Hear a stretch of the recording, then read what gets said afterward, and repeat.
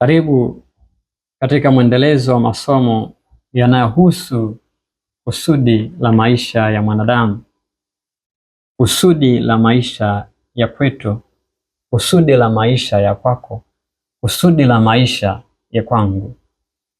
Na leo tunajifunza juu ya tabia na kusudi la mwanadamu, ama tabia na kusudi la Mungu kwa mwanadamu.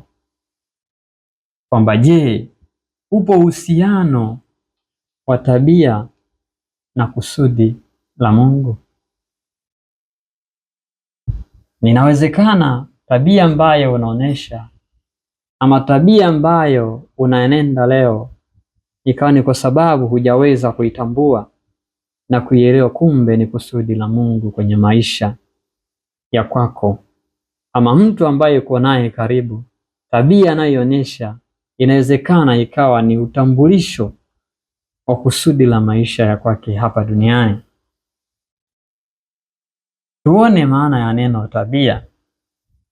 Neno tabia katika lugha ya Kiswahili kwenye kamusi imetafsiriwa kuwa ni kila ambacho mtu, mnyama au mmea hupenda kufanya kama kwa silika, yaani kwa asili. Sasa hapa anazungumza juu ya binadamu. Nitatoa haya maneno mnyama na mmea, nibakize neno binadamu ama mtu. Ni kila ambacho mtu hupenda kufanya kwa asili. Nazungumza tabia ile ambayo ni mtu kazaliwa nayo, na sio tabia ambayo mtu kaiga kwa mwingine ama kaiga kwenye kikundi fulani alipofika kwenye ile jamii. Ile ni asili ya mtu. Kwa kumbe tabia ni asili ya mtu, na sio kwamba ni kitu ambacho mtu anakuwa anaagiza.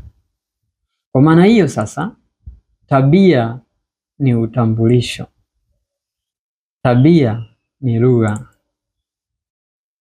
Sasa je, tunaelewa lugha ambayo tunazungumza sisi wenyewe kwa tabia zetu? Je, tunawaelewa watu lugha wanayozungumza kupitia tabia ambazo wanazionyesha kwenye maisha tunaoishi nao? Je, tunatambua ama tunaweza kujitambulisha na kusimamia utambulisho wetu kupitia tabia na mienendo yetu ya kila siku? Je, tunaelewa kwamba watu tabia wanazoonyesha ni utambulisho wao? Tabia si tabia tu, bali ni mpango halisi wa jambo kupewa uhalali wa kufanyika. Kwa tabia ambayo mtu anaonyesha huwa ni mpango halisi wa kulipa jambo uzito namna linavyotakiwa kufanyika. Ama tabia unayoonyesha wewe ni kwamba unaweka kwenye uhalisia utambulisho wako ya kwa wewe ni nani. Unajitambulisha. Lakini sasa je, ni wangapi wanakuelewa kama unajitambulisha kwa lugha hiyo ambayo ni tabia? Kwa duniani leo tuko kwenye harakati za maisha huku na kule, tukipambana na kuashiria kwamba ni sehemu ya maisha kupambana sana. Ni sehemu ya maisha kujituma sana. Sizuii kujituma, wala sina maana ya kwamba usijitume. Nazungumza juu ya kujikita kwenye jambo moja, kufocus, alafu kisha utaenda kutengeneza matawi. Ni kama vile mti tu unapoota unakuwa na shina moja, alafu baadaye unatengeneza matawi. Sasa ili shina linatambulishwa na tabia ya mtu. Kwa kupambana kwetu kila mahali sio kosa. Huwa tunataka kujitambulisha. Tunataka ieleweke lugha yetu hiyo kwamba tunatafuta mahali pa kutulia, na mara nyingi tunapopata mahali pa kutulia tunatulia kweli na tuna focus, na mara nyingi ndipo hapo ambapo legacy au urithi ama alama ndipo tunapoacha baada ya kujipata mahali pa kujikita ama kufocus.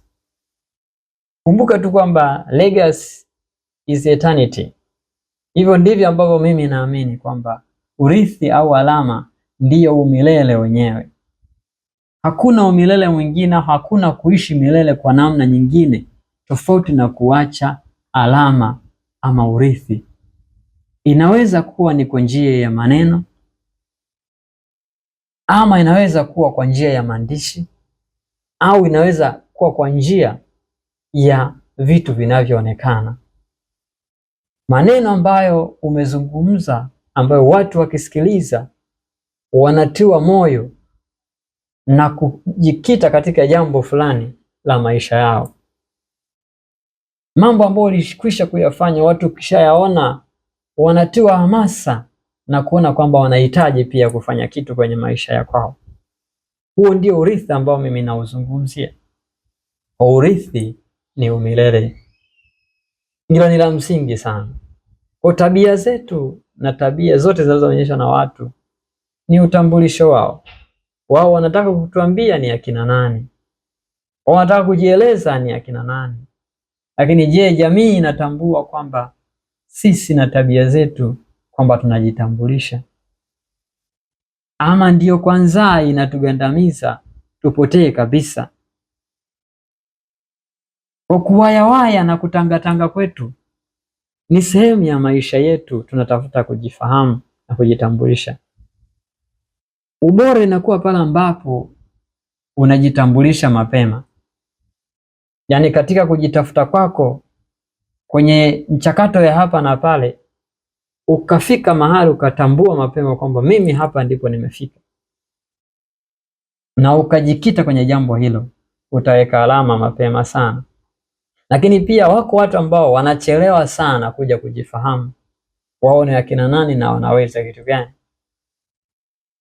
Mtu mzuri wa kutolea mfano inaweza kuwa ni mwanzilishi wa KFC, ambaye yeye alikuja kujifahamu kwamba ana uwezo mzuri sana katika swala la mapishi akiwa na miaka 60 na kumbe huku kote alikuwa anahangaika, anajituma, anaenda huku na huku akitaka kujitambulisha,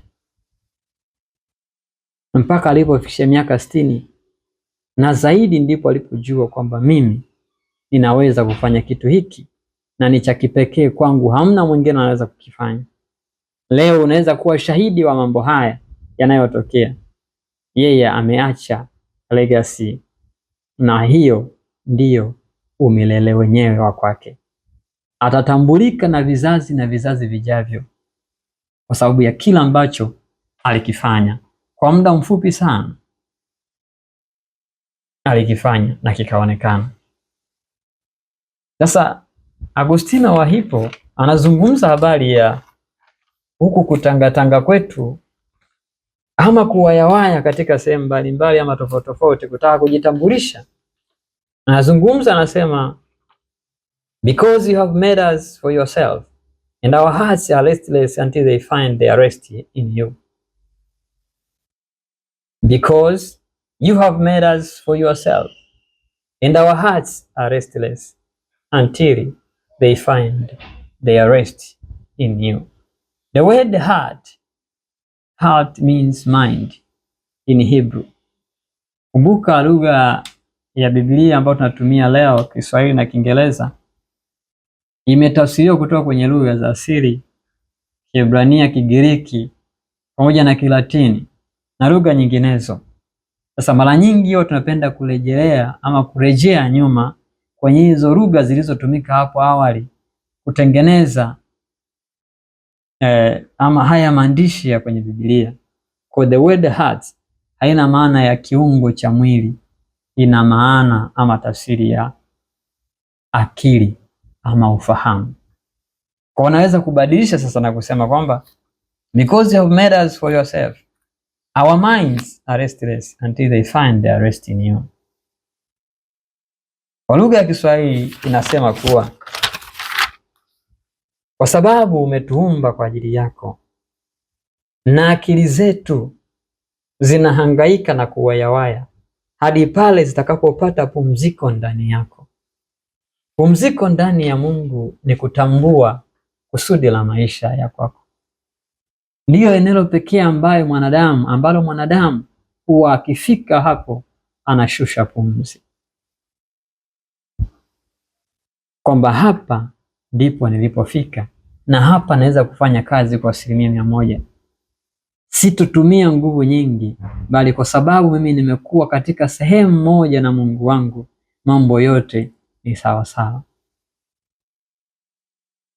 Kumbuka tu kwamba ukishakuwa umetambua kusudi la maisha ya kwako, unapata divine provision na divine protection. Unapata ulinzi wa kimungu na mgawanyo wa kimungu. Yaani Mungu anakugawia wewe kwa sababu si kwa ajili ya mahitaji ya mwili wako, bali kwa sababu ya kazi zake. Kwa mambo yote yatakuwa kwenye mtiririko, kwa sababu Mungu ndiye anayefanya kazi, sio wewe tena unayewayawaya huku na huku ukijitafuta kutaka kujitambulisha. Lakini leo hii ndicho kinachofanyika, na asilimia kubwa ya watu tunachelewa sana kujifahamu eneo letu ambalo tunaweza tukasimama na kuweka urithi ama umilele kwa maisha yetu. Yesu Kristo anaweza kutusaidia sana kuelewa juu ya tabia na kusudi la Mungu. Alipokuwa na umri wa miaka 12,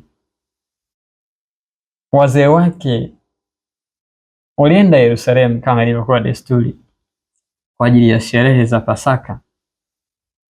Walifanya sikukuu za Pasaka zikaisha, wakaanza safari ya kurudi nyumbani.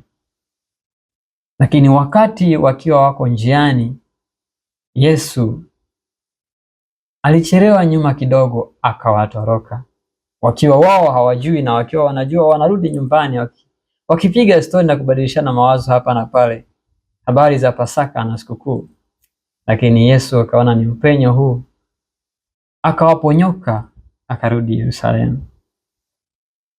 Walikuja kugundua muda umeshaenda, wakaanza kumtafuta kila mahali kwa marafiki zake, ambapo walijua wangemkuta, lakini hawakumpata mpaka siku ya 3.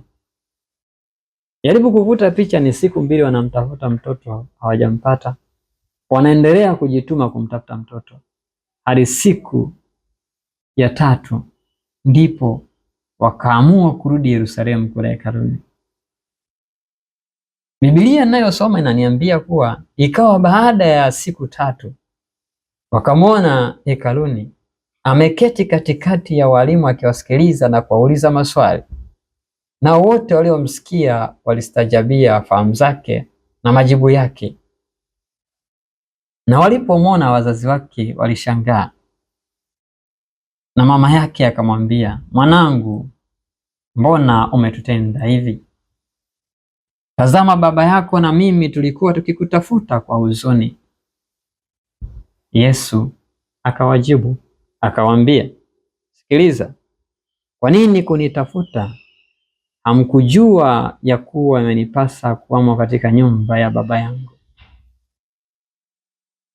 Neno nyumba kwa Kiebrania ni bait, yani B-A-Y-I-T. Maana yake kumilikika ama kuwa mali ya.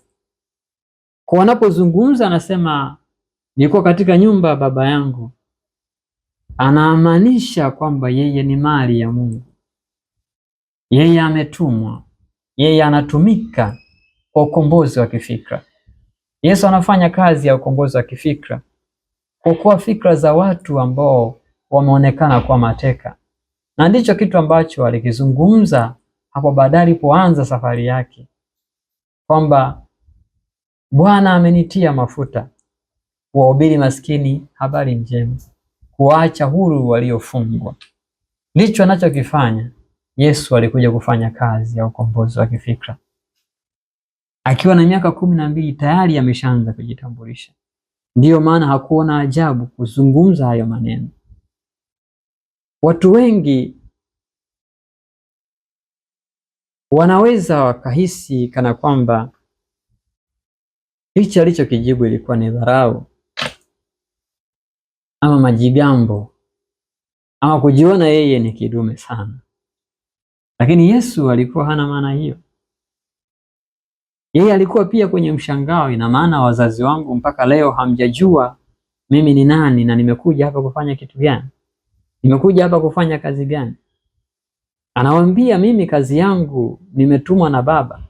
Ndio hiyo ambayo nilikuwa naifanya huko Yerusalemu kule hekaluni, ya kufundisha, kuuliza maswali na kuhoji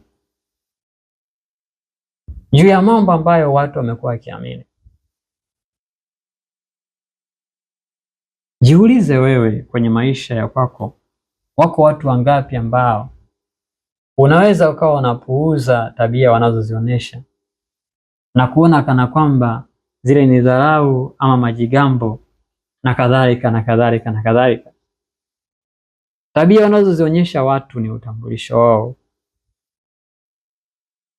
Kinachopungua kwetu sisi ni kusikiliza.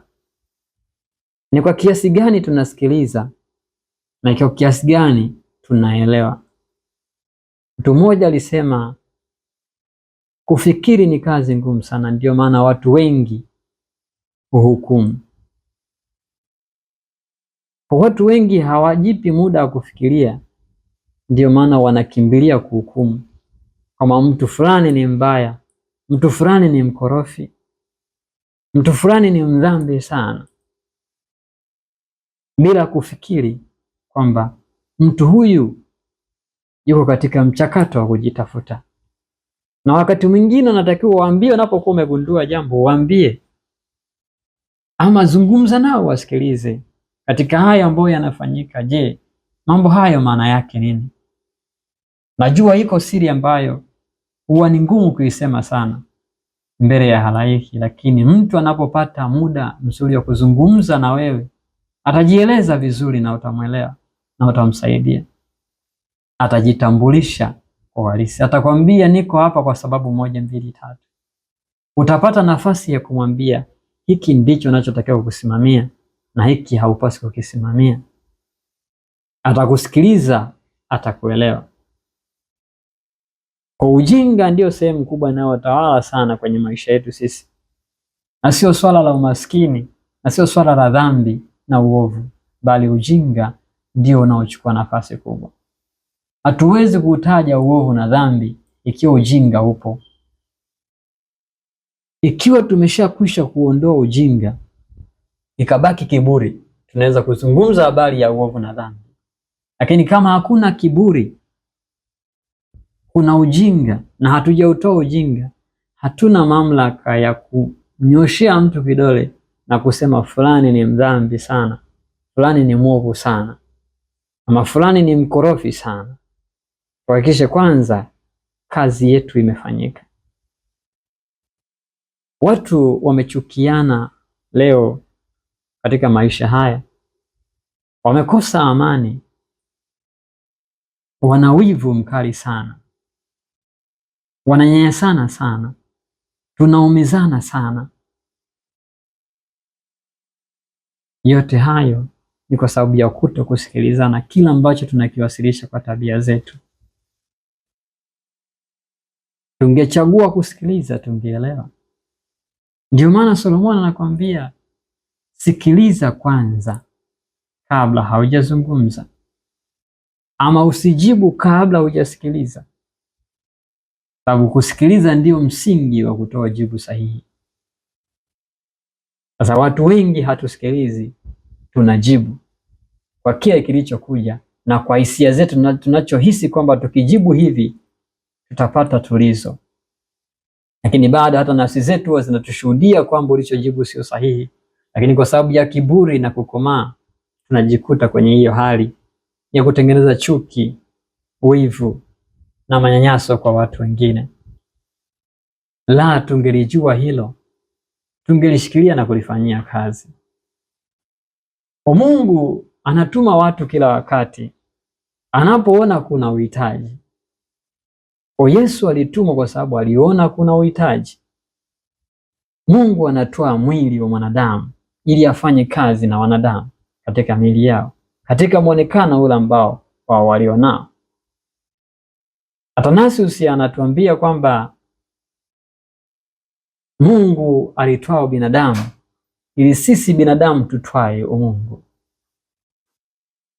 Kwa Mungu alitoa mwili wa mwanadamu ili afanye kazi yake, na sisi tutwaa ule umungu wake na kufanya kazi yake. Kwa Mungu anafanya kazi ndani yangu, Mungu anafanya kazi ndani yako. Sifanyi ninachokifanya kwa sababu ya matakwa yangu, na wewe haufanyi wala tabia zako hauzionyeshe kwa sababu ya matakwa yako. Ni Mungu anataka kujitambulisha. Mungu anajitambulisha. Lakini pengine kwa sababu umeupa mamlaka sana mwili, ndio maana unajikuta unakosa mahali pako pa utawala na kujikuta ukihangaika huku na kule. Kwa wakati mwingine ni sawa na kusema kwamba kama Yesu alivyosema, hamkujua imenipasa katika nyumba ya Baba yangu.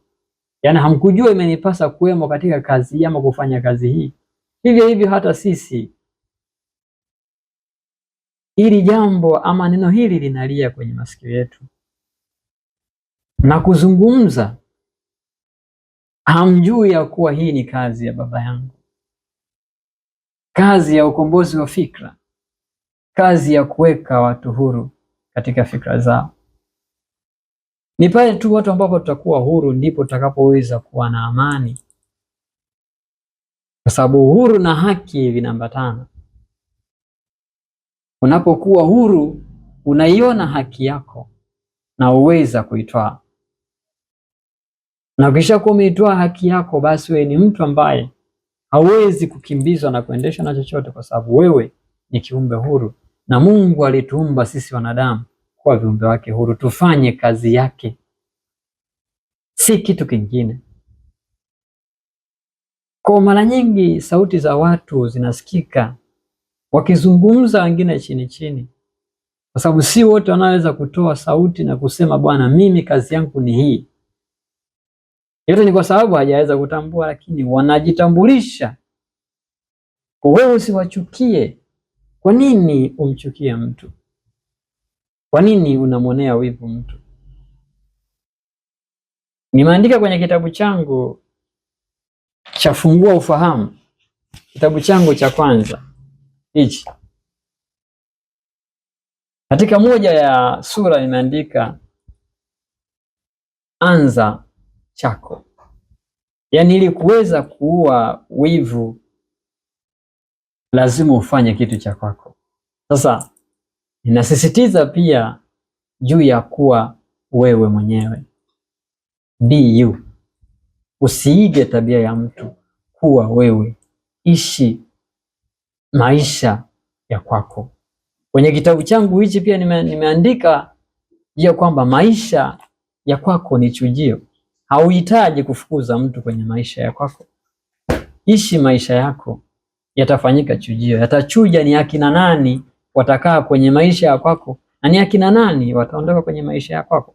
Si kwa maana ya kwamba umewachukia, ama si kwa maana ya kwamba hauwapendi, bali ni kwa sababu kazi ambayo wewe umetumwa kuifanya na Mungu wako, wao hawapaswi kuwepo mahali pale, na wala usiwachukia hata kama wakitenda kitu ambacho si sawa. Nilipolielewa hili, nimekuwa mtu huru sana kwenye maisha ya kwangu. Sina muda wa kumchukia mtu. Sihangaiki na maisha ya mtu ama tabia anazozionyesha kwamba nikatumia nguvu nyingi sana kupambana nazo ili aweze kuzihasha. La hasha, nimechagua kurelax. Ni total surrender. Ninajiachia na kutulia, kwa sababu nafahamu mambo haya yanaendeshwa kiroho zaidi.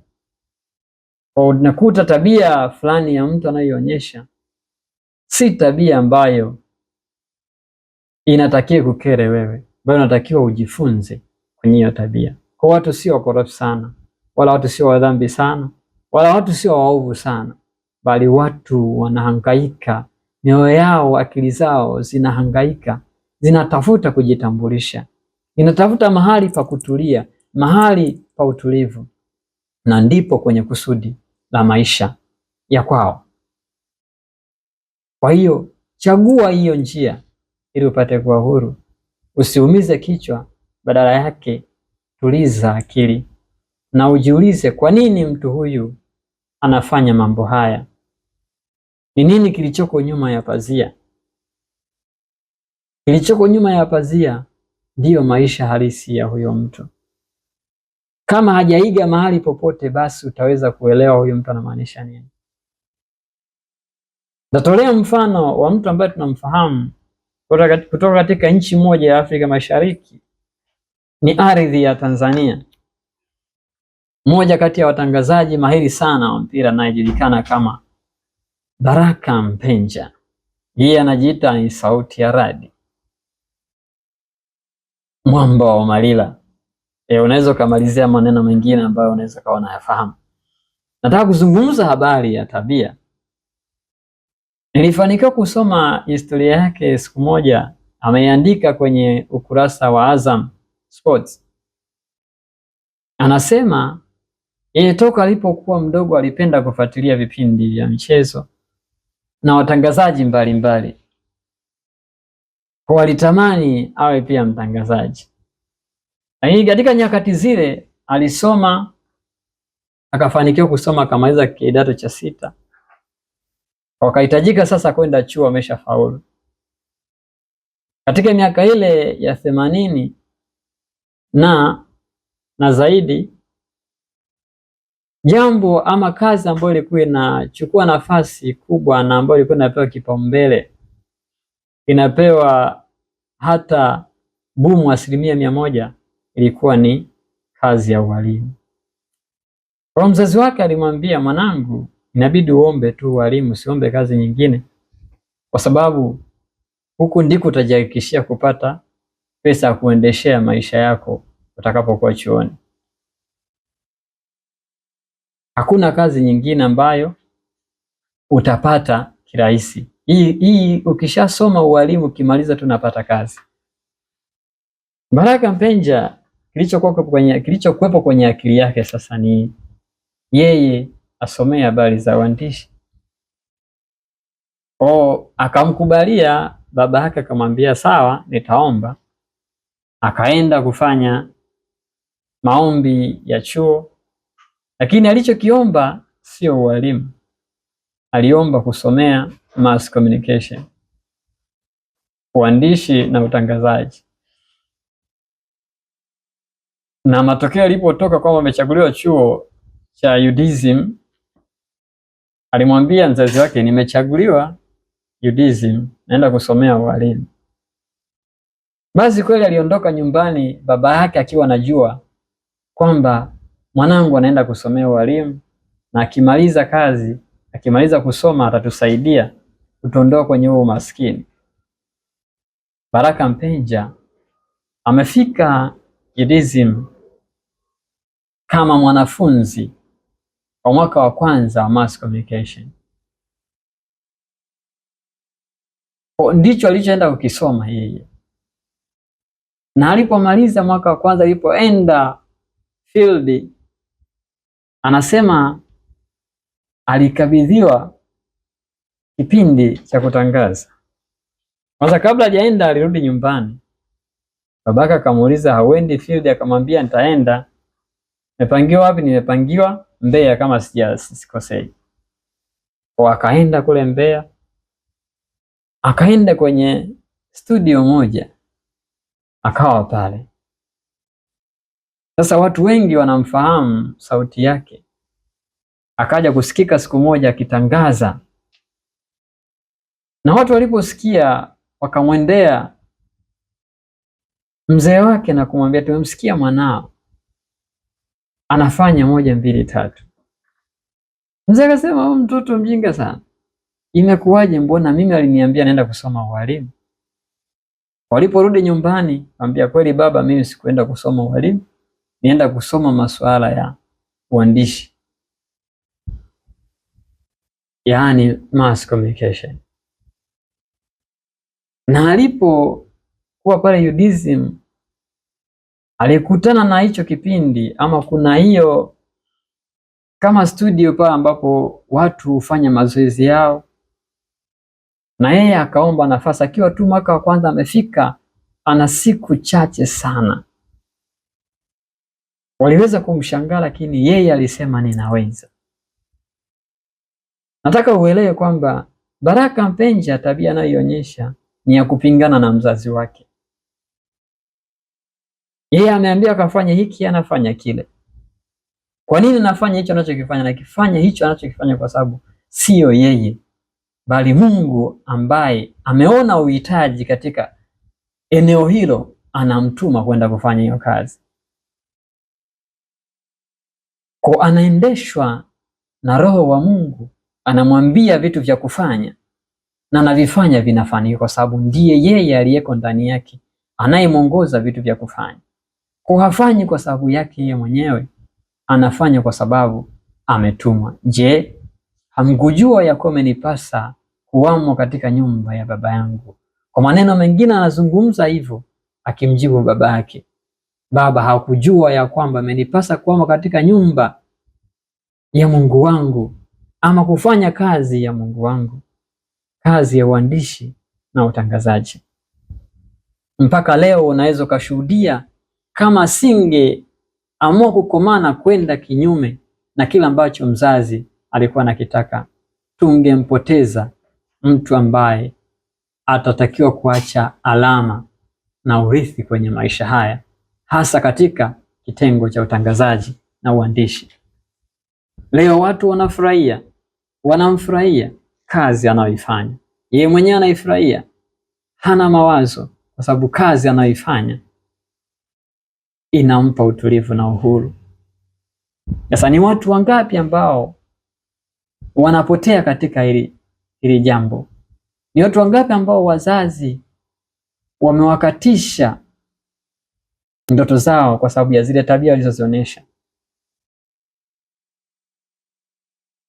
Katika somo linalokuja tutajifunza juu ya tabia, umri na kusudi la Mungu. Na tunasoma tu tabia na kusudi la Mungu. Sasa kuna umri hapo kati, tutakuja kuona katika somo ambalo litafuata. Wanazungumza habari ya tabia na kusudi la Mungu. Kwa tabia ambazo mtu anazionyesha mara nyingi huwa zinatoa taarifa ya utambulisho. Usiache kujitafuta, wala usiache kupambana huku na kule mpaka utakapokuwa umejifahamu na umejitambulisha. Lipo eneo moja tu ambalo mtu ameandikiwa kulifanyia kazi, na hilo ndio eneo ambalo ametumwa kwenda kulifanyia kazi na Mungu wake. Mungu ametwaa mwili wako, Mungu ametwaa mwili wangu ili apate kufanya kazi zake. Si mimi ninayefanya hizi kazi, bali Mungu wangu ambaye yeye yuko ndani yangu amenituma kuzifanya. And this is the school of life.